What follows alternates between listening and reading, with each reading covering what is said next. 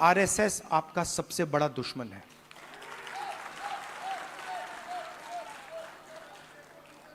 और आरएसएस ने आप पर आक्रमण किया है, और यह कोई नई बात नहीं है, यह हजारों साल से आक्रमण कर रहे हैं आप पे, मनुवादी वही। और यह हर लेवल पे होता है, हर लेवल पे होता है। ये एजुकेशन में होता है,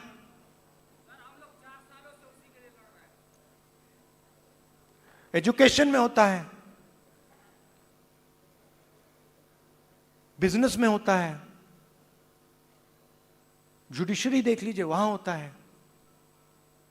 सब जगह आपके खिलाफ डिस्क्रिमिनेशन हो रहा है। मोदी जी कहते हैं, मोदी जी कहते हैं हिंदू इंडिया, हिंदू इंडिया कहते हैं। 50% हिंदू तो आप हो। अगर हिंदू इंडिया है और 50% आप हो, तो मीडिया में आपका एक आदमी क्यों नहीं है? कॉर्पोरेट इंडिया में आपका एक आदमी क्यों नहीं है? औरत क्यों नहीं है? मीडिया के एंकर्स की लिस्ट निकालो, ओबीसी नाम दिखा दो मुझे, कहां है? बड़े बड़े पत्रकारों के नाम निकालो, ओबीसी कहां है? कौन है वहां पे? अदानी ओबीसी है क्या?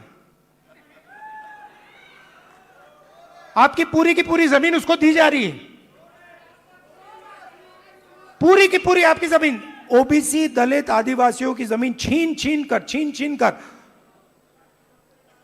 अदानी को दी जा रही है, अंबानी को दी जा रही है, टाटा को दी जा रही है, इन लोगों को दी जा रही है। इनके सिस्टम में कोई ओबीसी है ही नहीं, दलित है ही नहीं, आदिवासी है ही नहीं। तो इसलिए हमने कहा है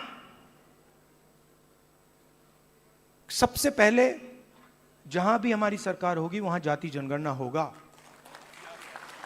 एक्सरे होगा, एमआरआई होगा। हमें पता लगाना है ओबीसी कितने हैं, कहां हैं, क्या करते हैं, कितनी भागीदारी है, कितना पैसा है, यह हम सब जानना चाहते हैं। दूसरी बात, जैसे ही जाति जनगणना होता है वैसे ही 50% की दीवार वहीं टूट जाती है। तेलंगाना के चीफ मिनिस्टर ने जाति जनगणना के होने के एकदम बाद अपने आप 50% की दीवार तोड़ दी, और उन्होंने कहा कि भाई, मैंने उनसे पूछा, उन्होंने कहा राहुल जी, जब मैंने ये देखा, मेरे सामने कोई ऑप्शन ही नहीं है, मुझे ये करना पड़ा क्योंकि मुझे अन्याय दिखा। कल भाषण में उन्होंने बोला, तो पहला काम जाति जनगणना जहां भी हमारी सरकार होगी, 50% की दीवार जहां भी हमारी सरकार होगी, और दूसरा काम नेशनल लेवल पे, ये दोनों काम।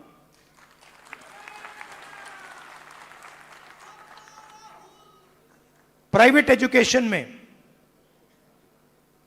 तेलंगाना में बड़ी इंटरेस्टिंग बात आई। तेलंगाना में यह पता लगा कि अगर किसी व्यक्ति के पास शिक्षा है तो वो तेजी से आगे बढ़ता है। Education is critical to progress. और तेलंगाना में दूसरी बात पता लगी कि अगर आपके पास शिक्षा है और अगर आपके पास अंग्रेजी भी है तो डबल बैरल प्रोग्रेस होती है। बीजेपी के नेता कहते हैं अंग्रेजी को हम हिंदुस्तान से मिटा देंगे।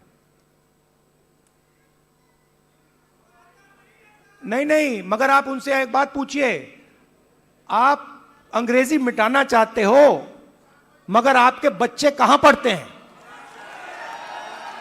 आपके बच्चे क्या हिंदी मीडियम में पढ़ते हैं या इंग्लिश मीडियम में पढ़ते हैं? आपके बच्चे क्या लंदन में पढ़ते हैं, अमेरिका में पढ़ते हैं, वहां क्या हिंदी में पढ़ते हैं वो? नहीं।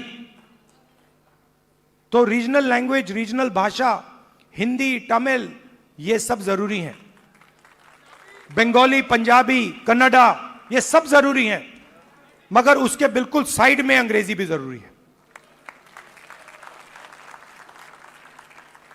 इसीलिए हमारा तीसरा मुद्दा, reservation in private education institutions, मतलब प्राइवेट एजुकेशन सिस्टम में दलितों को, आदिवासियों को, पिछड़ों को रिजर्वेशन।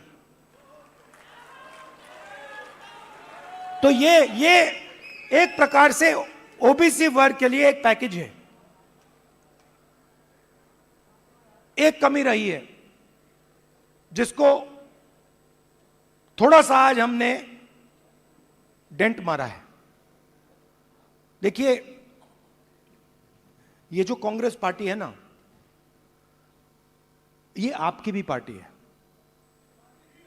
हमारी ही है, तो इसकी लगाम आपको पकड़नी पड़ेगी।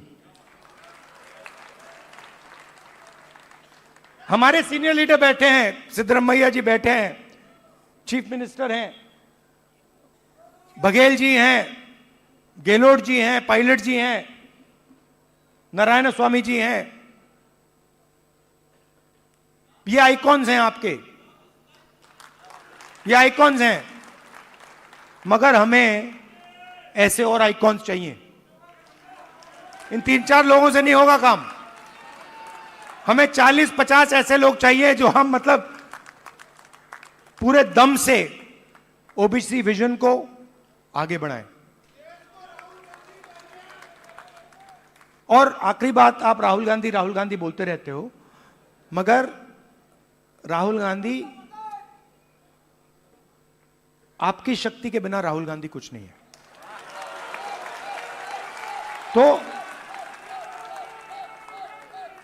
तो मेरा काम आपकी शक्ति को अलाइन करने का है। और देश के मैं ओबीसी वर्ग से, युवाओं से कहना चाहता हूं, जो मैंने शुरुआत में कहा, मैं अपनी साइड से कह सकता हूं, कांग्रेस पार्टी के साइड से नहीं कह सकता हूं। मैं अपने साइड से कहना चाहता हूं कि जिस प्रकार से मैंने ओबीसी वर्ग के लिए काम करना चाहिए था, पहले मैंने नहीं किया, अब मैं डबल स्पीड से वो काम करने जा रहा हूं। आप सबका बहुत बहुत धन्यवाद। नमस्कार, जय हिंद।